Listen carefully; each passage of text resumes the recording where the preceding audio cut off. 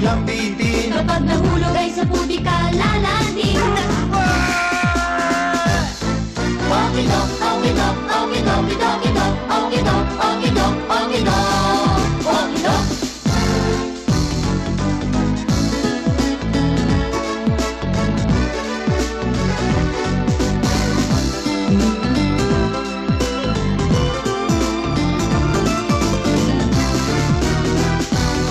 Ang mga hayop ay kaibigan natin, kaya di dapat saktan, dapat ay mahalin. Sila ay merong hatid na aliw sa tao. Kapag sila'y nawala ay lulungkot ang mundo.